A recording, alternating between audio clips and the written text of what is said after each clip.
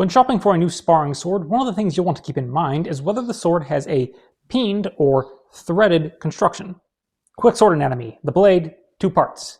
You have the cutting part and then the tang. The tang is the part that goes into the handle. In a threaded construction, the end of the tang is threaded per the name, like a screw, and the pommel just screws onto it.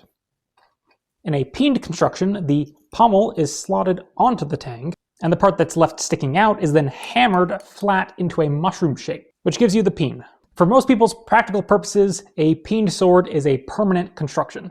A threaded sword you can take apart whenever you want. It's great if you have multiple parts you like to swap between. Or if a blade breaks, you can just get a new blade. The most palpable trade-off of a threaded construction, though, is that as you use the sword, it will start to loosen up. Every so often you'll need to stop what you're doing and go and tighten it back up again. Which gets me to another point about threaded swords. They usually come in one of two varieties.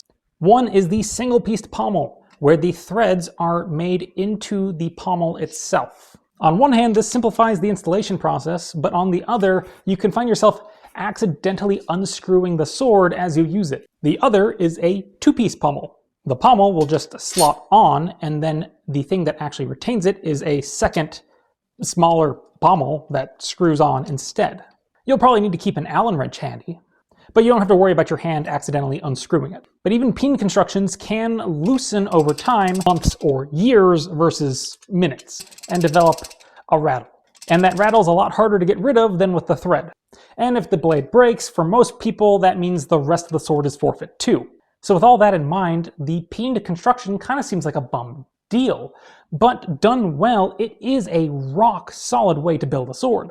A well-made peened sword will just take more punishment with less complaint, and is usually a cheaper construction method too for those who are money conscious. That extra strength is also why on larger swords you are far less likely to find threaded constructions because of the forces involved. A threaded sword might catastrophically unthread itself. Fortunately, the swords that benefit the most from threaded constructions are also the ones least likely to destroy them.